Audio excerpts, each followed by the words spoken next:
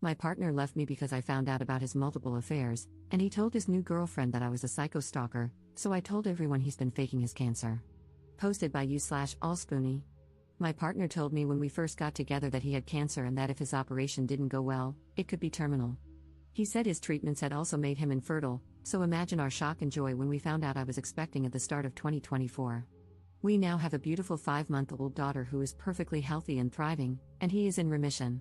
My pregnancy was difficult and lonely because of all the intense treatments he went through while waiting for his operation. I did a lot on my own, knowing he desperately needed this to have the best chance possible of shrinking his tumor before having it removed so we could have a long, happy life together as a family.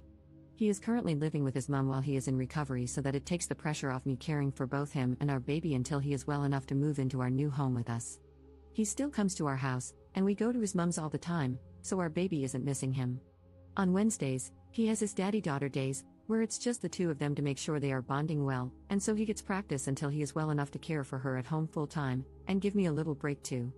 Last week, we had an attempted break-in at the house. I asked him to come over and stay here while I waited for the locks to be changed because I was scared, but he wouldn't. I was also talking to his mom, who accidentally let it slip that he wasn't home. Long story short, this is Reddit. I'm sure you can see where this is going. We argued for over 24 hours before my suspicions became too much, and I went to Facebook. It took me less than an hour to find the first two women. During my pregnancy, I was suspicious of a lot of things but put it all down to my hormones, as he would continuously tell me that I was paranoid and hurting him when I asked. One thing my paranoia just wouldn't let go of was his cancer and his treatments. I asked his mom about it, who told me he didn't have cancer but was receiving treatments. He has an autoimmune disease for which he receives transfusions. It's very serious but nowhere near terminal, and no operations were required. She also informed me he was in rehab, not the hospital. He was addicted to coke and was trying to recover for me and our baby. I never mentioned to him that I knew. I assumed it was the embarrassment of wanting to get clean without me knowing so he could be a good partner and dad. I was so proud of him for getting that help that I never spoke about it. With his autoimmune disease, his mom explained how brutal it had been for him and that he did have chemo a few years back, so maybe that's why he's confused. Pregnancy brain is a real thing, or maybe I was just too blindly in love because I accepted this and never questioned it again. After discovering the first two women, I sent my partner a message telling him to let his girlfriend know I was asking after her and not to bother coming home anymore. I'd had the locks changed after the break-in, so he couldn't get in. He panicked and started begging me to answer the phone and let him come see me so he could explain everything. I started to see everything through clear eyes for the first time and realized how long he had been gaslighting me. I told him no. Realizing he couldn't get through to me and now aware I was trying to contact his girlfriend, he panicked and went to her instead.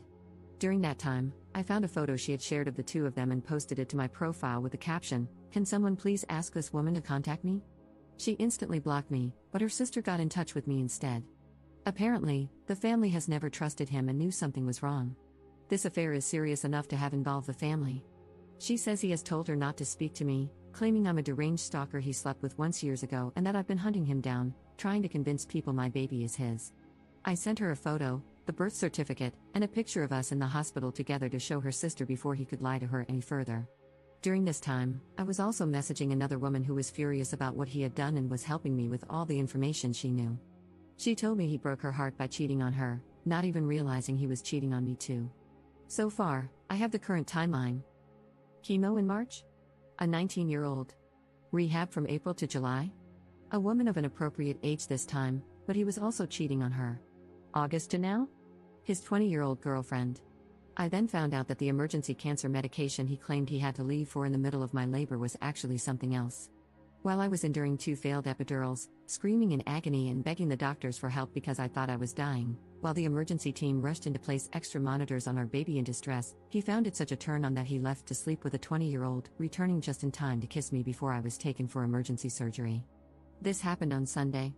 It is now Saturday of the following week. I made a post on Facebook calling out my partner for his actions, with photographs, medical notes, and evidence, asking people to leave me alone. I did this on Tuesday after 48 hours of no sleep, multiple calls to the crisis team, and a barrage of harassment from his friends and family, who now want to sue me for character defamation. If this were just a regular affair, I'd lick my wounds and move on. But I have now learned that I've been leaving my daughter alone with a substance addict who claims he doesn't know me or his daughter to others while simultaneously demanding custody rights from me. Dozens of women have now come forward, revealing that they also dated him during our relationship, completely unaware of me or each other. While this is obviously deeply upsetting, what troubles me most is that I've noticed a very disturbing pattern. He told every single one of these women that he has cancer and can't get them pregnant. I mentioned that my labor and delivery were difficult. I was induced due to an infection. My GP had told me I had an STI. Although I accepted the treatment and agreed to induction, my love-struck pregnancy brain never fully accepted it as an STI until I went back this week and checked my hospital discharge notes. There it was, in big, bold letters, sensitive, partner STI. He has been telling women that he has cancer and can't get them pregnant, convincing them they don't need protection. This led to me contracting an STI, which nearly killed me and his daughter during labor, and he wasn't even there because he was with a young girl who also believes he has cancer. I decided to let everyone know that he, in fact, does not have cancer by using a screenshot of his mom's messages. All the women he has slept with need to make sure they take a pregnancy and STI test, as well as all his friends whom he has been guilting for years over his condition, and also social services and the police for sexual endangerment. My daughter and I now have safeguarding in place from a local organization for women leaving abusive relationships, so I feel very safe revealing the truth about him and ensuring all of his partners are safe and informed, seeing as he couldn't uphold his legal obligation of declaring an STI. I guess his postpartum girlfriend will do it for him. I have also had contact from many of his old friends, band members, and ex-partners who have all given me testimonies to use for the police and as backup in case his mother does, in fact, try to sue me. This man has been lying and manipulating women for over 9 years. So far, everyone is now aware of his lies, and I am waiting for my in-person meeting with the police. I can't imagine any updates from here, as it will likely be a legal battle that probably can't be shared, but if anything else of interest comes up, I will make sure to write about it. Oh, also, my partner is a primary school teacher. Additional information from UP. We're in the UK. His complaints have been escalated to LADO in the past, which is basically our version of what oversees the school's judgment in dangerous situations, but nothing happened. One of his exes has given me all the details of their report to highlight that they ignored her, and it's escalated to this. It's come to light this week that his ex-partners have been reporting him for years to no avail. His mum is on the school board, and her best friend is his head teacher. I'm hoping that, with the added involvement of social services this time and an investigation into child endangerment concerning our daughter, they can't sweep it under the carpet any longer. Relevant comments. Commenter. How does he manage his time?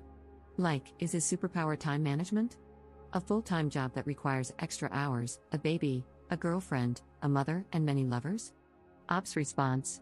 He would disappear from time to time and switch his phone off frequently. Not living together was a huge help for him. He would tell me he needed set days and times, as he could only work within routines for his recovery. Obviously, I can look back now and see that, really, he just needed to know which girl was where and when. I've been told by multiple people now that he often just wouldn't turn up to work because he was on a bender or at a woman's house.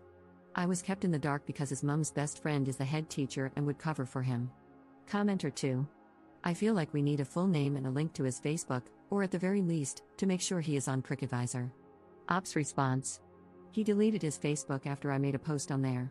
He is the most convincing person you have ever met, but for the first time, someone proved him wrong by posting medical evidence, and he couldn't take it. I'm waiting for approval to join PrickAdvisor UK, and are we dating the same man northeast to warn all the other women I couldn't find myself. Update 1 day later. I spoke to the police this morning. There's nothing they can do unless they find the substances on his person at school, so nothing is stopping him from snorting a line before work as long as he doesn't take anything else with him. They implied that the loophole is catching him behind the wheel, and if someone reported him driving on substances, they could catch him that way. They confirmed that multiple reports and investigations had already begun before my report, so they're unable to share much information with me, even though the case involves me. However, they told me it's imperative that I apply for Clare's Law and have helped me with the application. It can take up to 10 days for my in-person meeting to provide my documents, and then several weeks for the information to be shared with me. Knowing what I already do, I feel sick that they stressed how important this application is. I can't believe that in a few weeks, he's going to discuss me even more when I receive his police records. My only silver lining is that once I have the police reports, along with my medical reports, he doesn't stand a chance in family court, and my girl and I will be free to restart our lives together. Also, a little note, I've been looking for family court advice in a mum support group and found out that, luckily, she's only 5 months old, and any name changes can be made before 6 months with just one parent's consent. The witnesses don't need to be his choice, so I'll be removing his surname and his grand's name from her middle name. She'll take my surname and won't have any more ties to his family. I just wanted to add an apology here as well. A lot of people have commented on my poor writing. I'm a new mom who was lacking sleep even before all this came to light. Everything I've written has basically been one big vent. I know I'm no novelist, but I still apologize if it's been difficult to read. Relevant comments. Commenter. OMG, Op, you are a queen. I'm so proud of your fierce determination to protect your baby, yourself, and other potential victims. All this, and you're a new mama. Lordy, you're a strong woman. Hope that guy's prick falls off, bloody jerk. Op's response. I don't know why this was the comment that finally opened the floodgates for me, but thank you. I think they're happy tears. I've spent the last few months building up our rundown little council house, managing to turn it into our dream home, all while caring for our little girl and giving more love and support to him and his family than I've ever given myself. She falls asleep at 12 to 1 a.m., and I work through the night decorating and building furniture. I keep forgetting that I've just given birth. I haven't even recovered myself. He made me into a mouse of a person and so dependent on him that I haven't felt strong at all. But now, I think I can see with clear eyes and realize how many women I've managed to help so far and the work I'm putting in to protect the children at his school. I do feel more proud of myself and hope that one day my baby girl will be proud of me too. Op responding to someone calling her post fake. And I 100% understand why someone would think and say that. I wish it was fabricated, but sadly, it's actually very condensed to focus on his lies about cancer.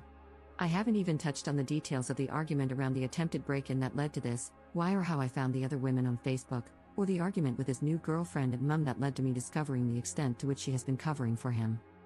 I don't even dare go into further details for fear of people not believing the absolute crap show of the past week. I didn't even believe it myself. Second update 2 days later. I have managed to provide enough evidence of substance use and emotional blackmail to the police to have a domestic abuse case opened. This is going straight past the school to the highest authority to keep him away from children. This is huge news and gives me such relief in knowing my child and others will be safe, but I still have that awful feeling of guilt for him. Just 2 weeks ago, we called each other bride and groom. I think it's going to take a while to grieve the person I thought I knew while dealing with the one I know now. I hope this is the point where he actually goes to rehab instead of lying about it and can find happiness and restart his life. I don't think I want to make any more updates now. I am unbelievably grateful for the kind words and advice, but I originally just wrote this to get my emotions out of my head to help me sleep better. Thank you all for helping and making my emotions feel validated in an absolutely insane situation. My little girl and I are going to be okay.